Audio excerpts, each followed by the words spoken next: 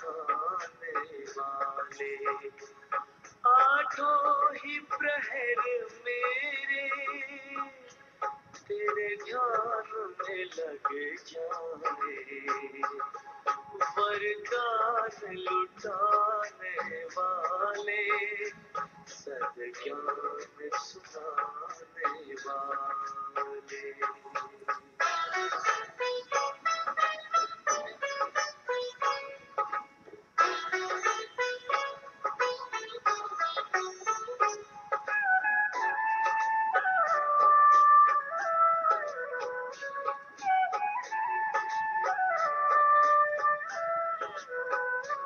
सोचा न कभी पहले, बिन मांगे वो पाया, जिसे ढूंढ रही दुनिया, उसने हमें अपनाया, उसने हमें अपनाया।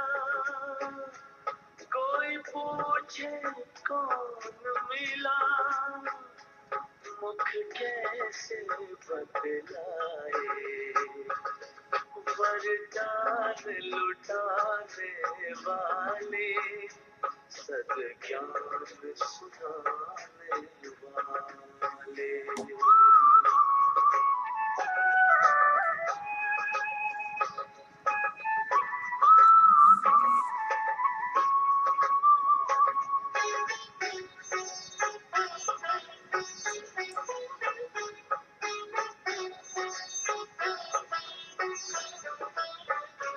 चुप रहना चाहे हम, ये आंखें बोलती है, इनमें बसता है तो सब भेद ये खोलती है, सब भेद ये खोलती है।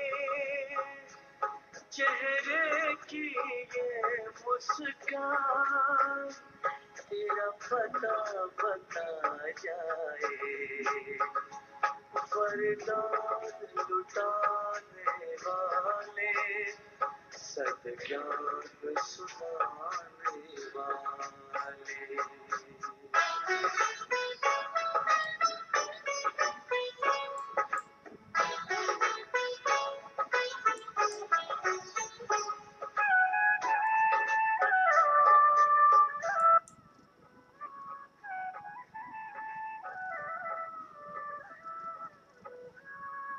तूने जो दिया हमको, किसी और ने ना देखा, बस हम और तुम थे जब, बदली जीवन रेखा, बदली जीवन रेखा।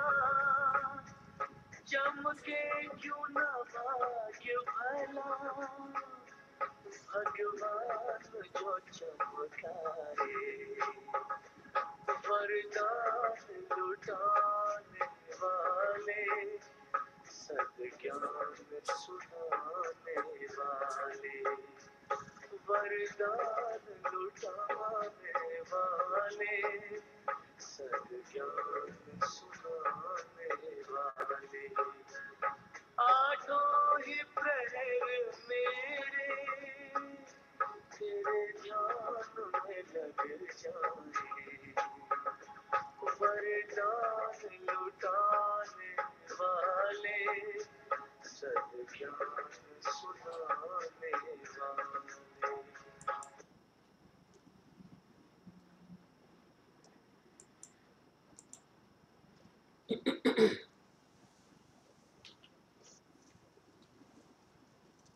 ओम शांति।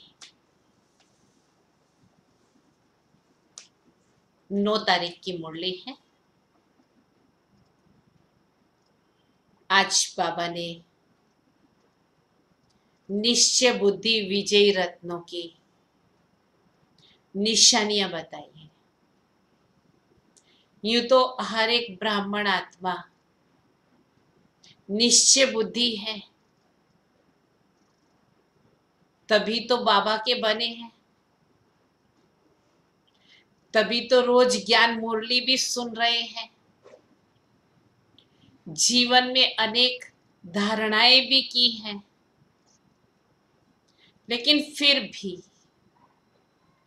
आज बाबा ने हम बच्चों को जो निशानियां बताई हैं निश्चय बुद्धि की, उनके अनुरूप हम स्वयं को ही सूक्ष्मता से चेक कर सकते हैं कि निश्चय तो है, लेकिन कितनी गहराई तक निश्चय है और क्या ये निश्चय की निशानियां हमारे जीवन में हैं? तो आज बाबा ने खास 7-8 निशानियां बताई हैं। हम सभी अटेंशन से सुनते जाएंगे और साथ साथ स्वयं की चेकिंग करते जाएंगे। तो सुनते हैं प्यारे बाबा के मधुर महावाक्य। मुरली का हेडिंग ही है निश्चय बुद्धि विजयी रत्नों की निशानियां।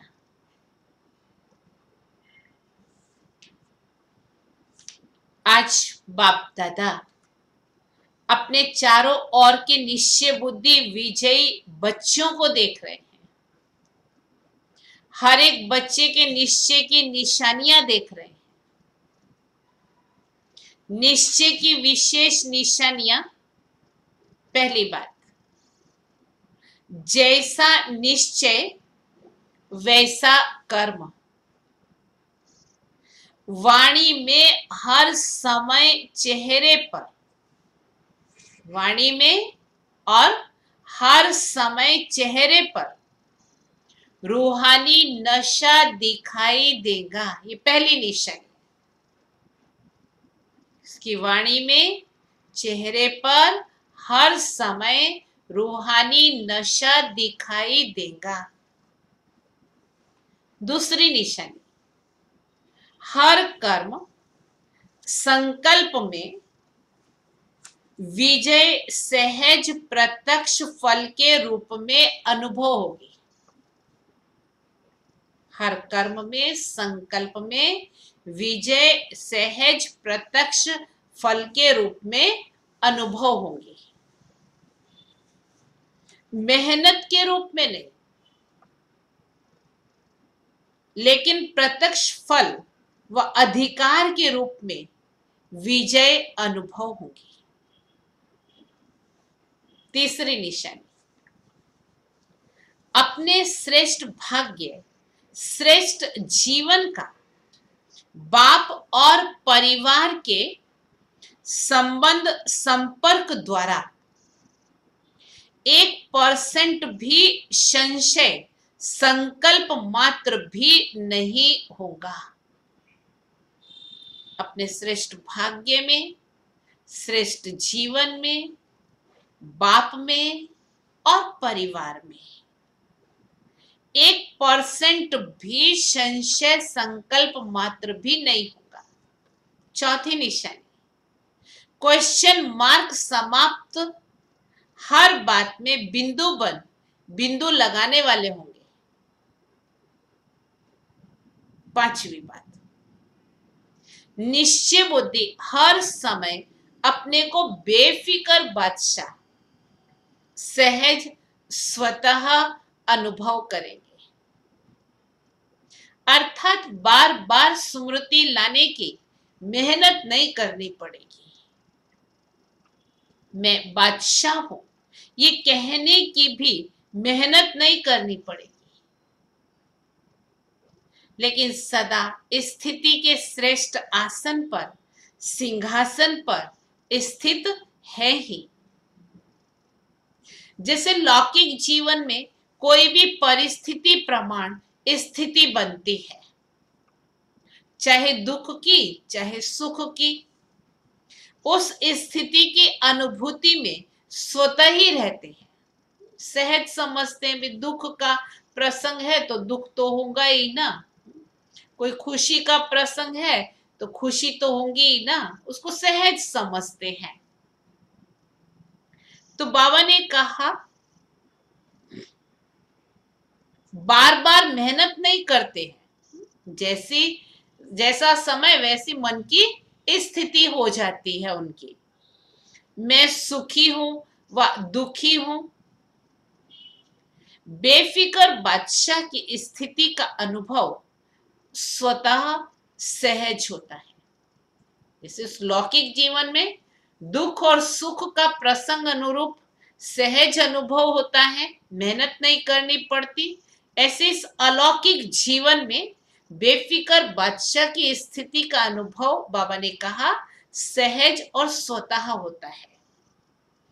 अज्ञानी जीवन में परिस्थितियों प्रमाण स्थिति बनती है, लेकिन शक्तिशाली अलौकिक ब्राह्मण जीवन में परिस्थिति प्रमाण स्थिति नहीं बनती, लेकिन बेफिक्र बादशाह की स्थिति व श्रेष्ठ स्थिति बाप दादा द्वारा प्राप्त हुई नॉलेज की लाइट माइट द्वारा, बाप दादा द्वारा प्राप्त हुई नॉलेज की लाइट माइट द्वारा, याद की शक्ति द्वारा, जिसको कहेंगे ज्ञान और योग की शक्तियों का वर्षा बाप द्वारा मिलता है।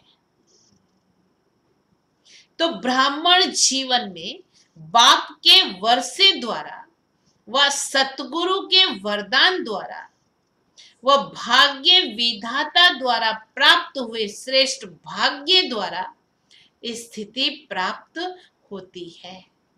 इस अलौकिक जीवन में, ब्राह्मण जीवन में हमारी स्थिति का आधार है बाप द्वारा ज्ञान योग का जो वर्षा प्राप्त हुआ है और सतगुरु के वरदान के द्वारा, भाग्य विधाता द्वारा जो हमको श्रेष्ठ भाग्य मिला है, उस आधार से हमारी बेफिक्र बादशाह की स्थिति रहती है। अगर परिस्थिति के आधार पर स्थिति है तो शक्तिशाली कौन हुआ?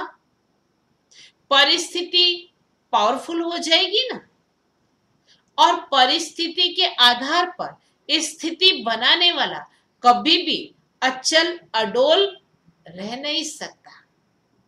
परिस्थितियां तो बदलती ही रहेंगी, तो फिर स्थिति भी बदलती रहेगी, तो अचल अडोल रह नहीं सकते। तो जैसे अज्ञानी जीवन में अभी अभी देखो तो बहुत खुशी में नाच रहे हैं और अभी अभी उल्टे सोए पड़े हैं, है ना, निराश, दिल शिकस्त हो जाती है। तो अलौकिक जीवन में ऐसी हलचल वाली स्थिति नहीं होती है। यह अलौकिक जीवन, ब्राह्मण जीवन किसको कहते हैं वो बाबा स्पष्ट बता रहे हैं। परिस्थिति के आधार पर नहीं, लेकिन अपने वर्षे और वरदान के आधार पर, वह अपनी श्रेष्ठ स्थिति के आधार पर परिस्थिति को परिवर्तन करने वाला होगा। तो निश्चय बुद्धि इस कारण सदा बेफिक्र बादशाह है, क्योंकि फिक्र होता है कोई अप्राप्ति व कमी होने के कारण। अगर सर्व प्राप्ति स्वरूप है, मास्टर सर्वशक्तिवान है, तो फिक्र किस बात का रहा? छठी निशानी, निश्चय बुद्धि अर्थात सदा बाप पर बलिहार जाने वाले। बलिहार अर्थात सर्वंश त्यागी, सर्वंश समर्पित, सर्ववंश सहित समर्पित, चाहे देह भान में लाने वाले विकारों का वंश, चाहे देह के संबंध का वंश, चाहे देह के विनाशी पदार्थों की इच्छाओं का वंश।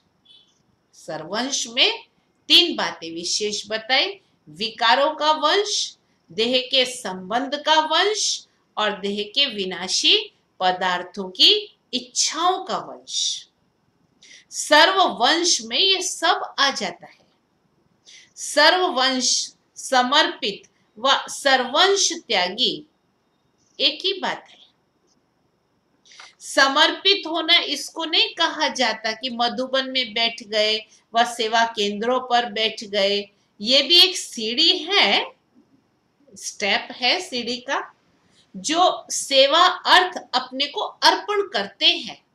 ये भी कोई कम बात नहीं है, लेकिन सर्वंश अर्पित ये सीढ़ी की मंजिल है। एक सीढ़ी चढ़ गए, लेकिन मंजिल पर पहुंचने वाले निश्चय बुद्धि की निशानी है तीनों ही वंश सहित अर्पित।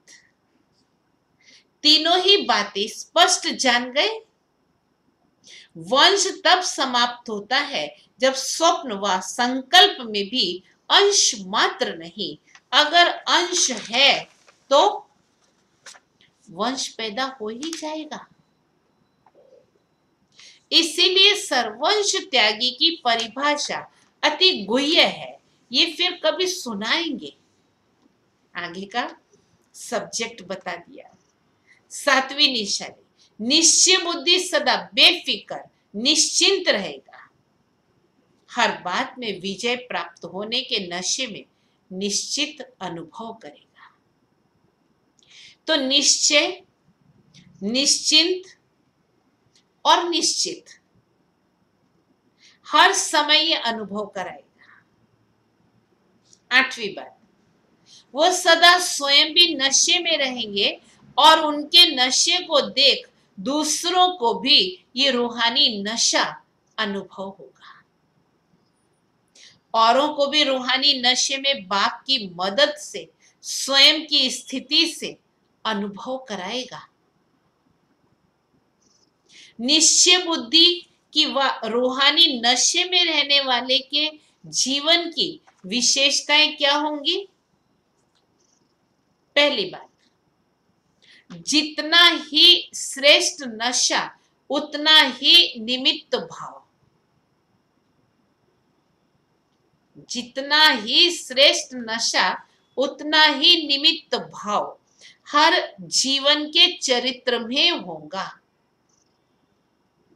निमित्त भाव की विशेषता के कारण निर्माण बुद्धि, बुद्धि पर ध्यान देना।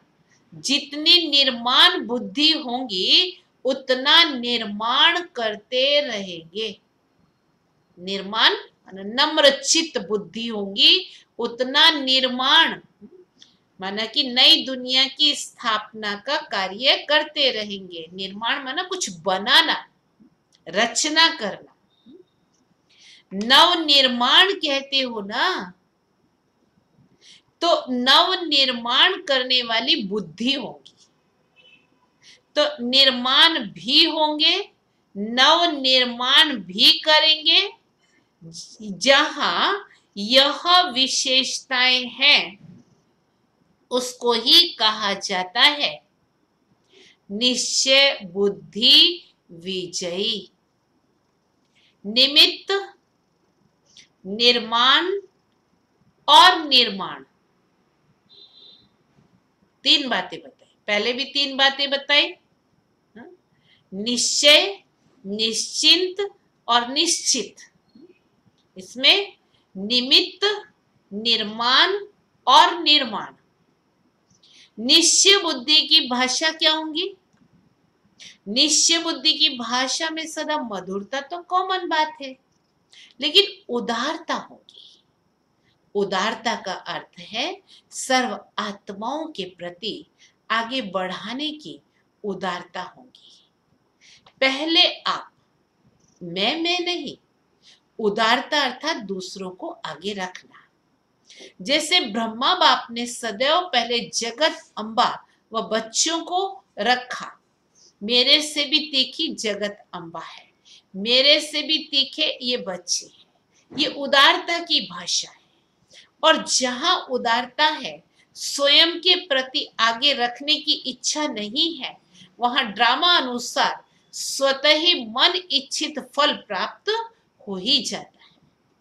जितना स्वयं इच्छा मात्रम अविद्या की स्थिति में रहते हैं, उतना बाप और परिवार अच्छा योग्य समझ उसको ही पहले रखते हैं। तो पहले आप मन से कहने वाले पीछे रह नहीं सकते। वो मन से पहले आप कहता तो सर्व द्वारा पहले आप हो ही जाता है। लेकिन इच्छा वाला नहीं, तो निश्चय बुद्धि की भाषा सदा उदारता वाली भाषा, संतुष्टता की भाषा, सर्व के कल्याण की भाषा, ऐसी भाषा वाले को कहेंगे निश्चय बुद्धि विजय। 3 प्रकार की भाषा बताई, उदारता की भाषा, संतुष्टता की भाषा, सर्व के कल्याण की भाषा, क्योंकि निश्चय ही फाउंडेशन है। लेकिन जब परिस्थितियों का, माया का, संस्कारों का, भिन्न भिन्न स्वभाव का तूफान आता है, तब मालूम पड़ता है निश्चय का फाउंडेशन कितना मजबूत है। सारे साल पढ़ो, जब परीक्षा आती है, परीक्षा में मालूम पड़ता है हमने कितना पढ़ा है। जैसे इस पुरानी दुनिया में भिन्न भिन्न प्रकार के तूफान आते हैं, कभी वायु का, कभी समुद्र का, ऐसे यहाँ भी भिन्न भिन्न प्रकार के तूफान आते हैं। तूफान क्या करता है? पहले उड़ाता है, फिर फेंकता है। तो यह तूफान भी पहले तो अपनी तरफ मौज में उड़ाते, अल्पकाल के नशे में ऊंचे ले जाते, क्योंकि माया भी जान गई है कि बिना प्राप्ति ये मेरी तरफ होने वाले नहीं।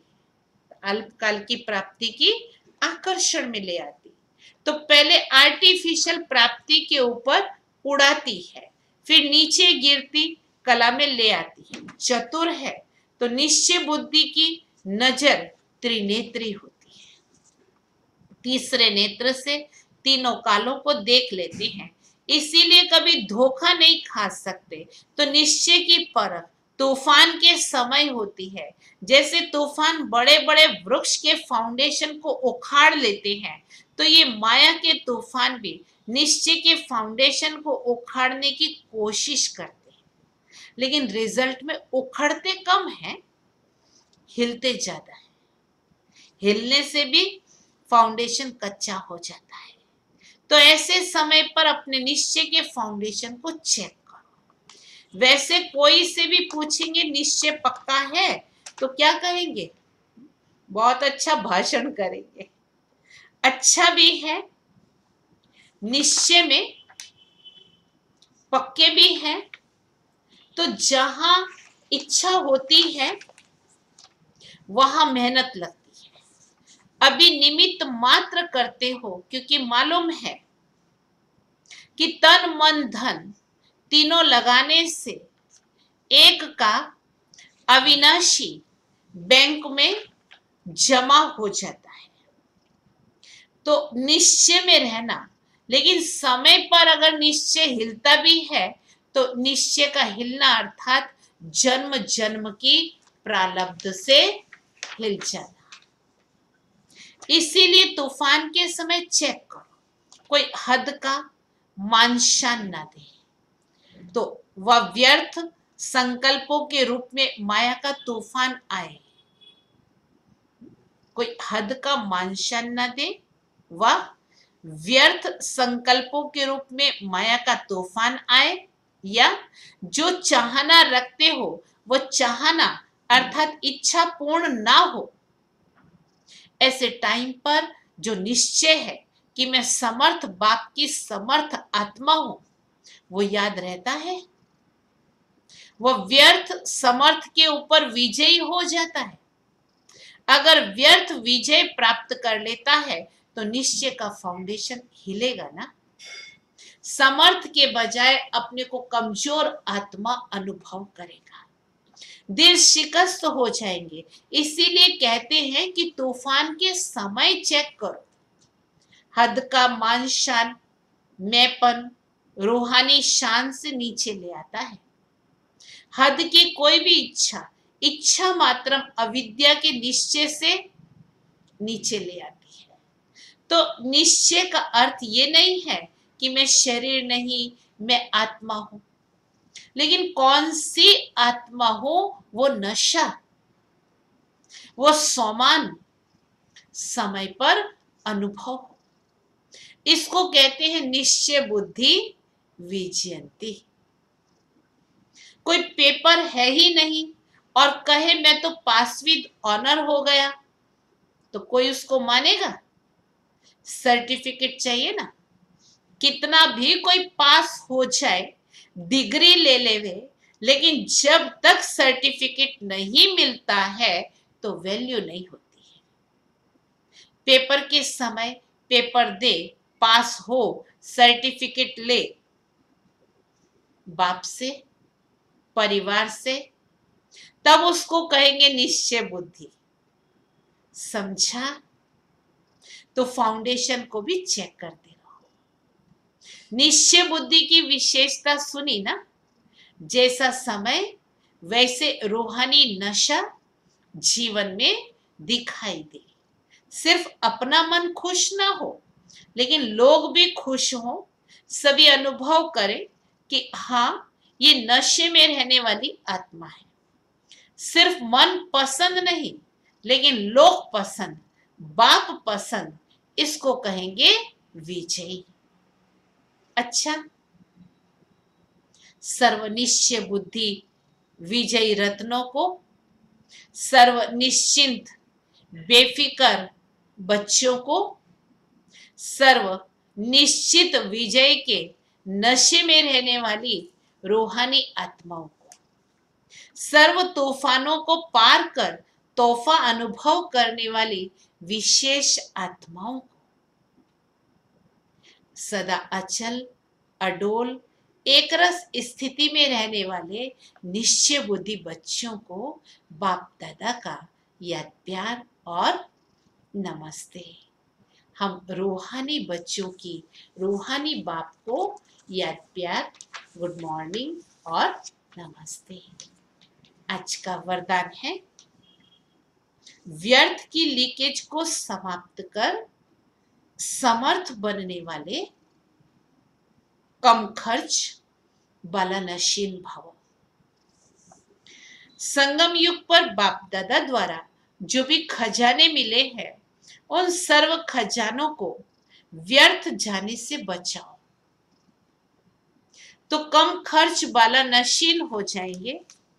व्यर्थ से बचाव करना अर्थात समर्थ बनना। जहां समर्थी है वह व्यर्थ जाए, ये हो नहीं सकता। अगर व्यर्थ की लीकेज है तो कितना भी पुरुषार्थ करो, मेहनत करो, लेकिन शक्तिशाली नहीं बन सकते। इसीलिए लीकेज को समाप्त करो, तो व्यर्थ से समर्थ बन जाएंगे। स्लोगन, प्रवृत्ति में रहते संपूर्ण पवित्र रहना। प्रवृत्ति में रहते संपूर्ण पवित्र रहना, यही योगी व ज्ञानी आत्मा की चैलेंज है। यही योगी व ज्ञानी आत्मा की चैलेंज है। आज का सोमान है, मैं शुभ संकल्प, शुभ भावना संपन्न हूं। मैं शुभ संकल्प, शुभ भावना संपन्न हूं। जहां वाणी द्वारा कोई कार्य सिद्ध नहीं होता है, तो कहते हो ये वाणी से नहीं समझेंगे, शुभ भावना से परिवर्तन होंगे। जहां वाणी कार्य को सफल नहीं कर सकती, वहां साइलेंस की शक्ति का साधन शुभ भावना, शुभ कामना, शुभ संकल्प, नयनों की भाषा द्वारा रहम और स्नेह की अनुभूति कार्य को सिद्ध कर सकती है। अच्छा, ओम शांति। आप सभी को मालूम है कि कल सोमवार शाम को 8 बजे से विशेष शिविर का आरंभ हो रहा है। यूं तो ओम शांति ग्रुप में हमने प्रीमायर बना करके भेजा है, सभी ने देख ही लिया होगा। तो आप सभी से निवेदन है कि ज़्यादा से ज़्यादा अपने संबंध संपर्क वालों को ये व्हाट्सएप मैसेज भेजेंगे और सभी को फ़ोन करके भी विशेष ये आग्रह करेंगे कि इस शिविर में सब जुड़ें, क्योंकि आज की परिस्थिति में जो आज वातावरण बन रहा है तो उसमें कैसे हम अपने मन को श्रेष्ठ बनाए रखें, मन की स्थिति को समर्थ बनाए रखें, उसके लिए ये विशेष शिविर है कि सकारात्मक विचारधारा हम अपनी कैसे रखें, स्वयं को भी हम शक्तिशाली बनाएं और अपने द्वारा औरों को भी शक्तियां प्रदान करें। तो इस विशेष शिविर में आप सभी भी जुड़ सकते हैं, लेकिन अपने साथ साथ औरों को भी जोड़ेंगे तो आपको दुआएं मिलेंगी। जितना ज़्यादा से ज़्यादा लोग लाभ ले सकेंगे तो उनकी दुआएं निमित्त बनने वालों को तो मिलती ही है। तो इसलिए इस बात का विशेष ध्यान रखेंगे, ज़्यादा से ज़्यादा लोगों को ये मैसेज भेजेंगे और उनका नंबर नाम वो भी व्हाट्सएप पर हमको भेज देंगे जो जुड़ने वाले हैं, तो ये रजिस्ट्रेशन उनका हो जाएगा। अच्छा, ओम शांति। अभी बाबा की याद में हम सभी बैठते हैं।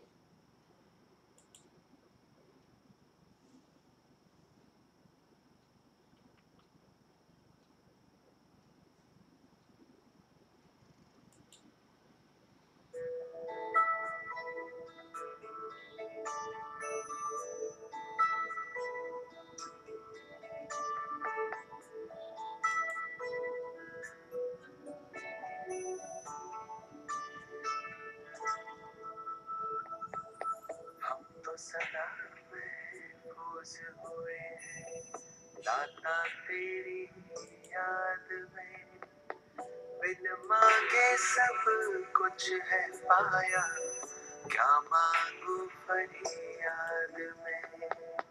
हम तो सदा महफूज हुए हैं दाता तेरी याद में, बिन मांगे सब कुछ है पाया, क्या मांगू फरियाद में।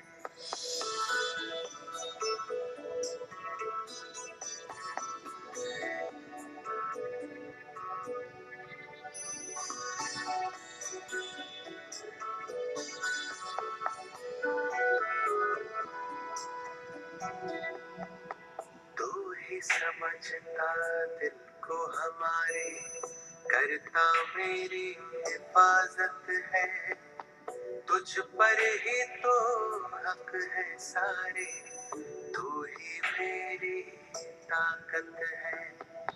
तू ही समझता दिल को हमारे, करता मेरी हिफाजत है, तुझ पर ही तो हक है सारे, तू ही मेरी ताकत है। तू ही सबसे पहले दिल में, बाकी सब है बाद में। हम तो सदा महफूज हुए हैं भगवन तेरी याद में। तू ही सबसे पहले दिल में, बाकी सब है बाद में। हम तो सदा महफूज हुए हैं भगवन तेरी याद में।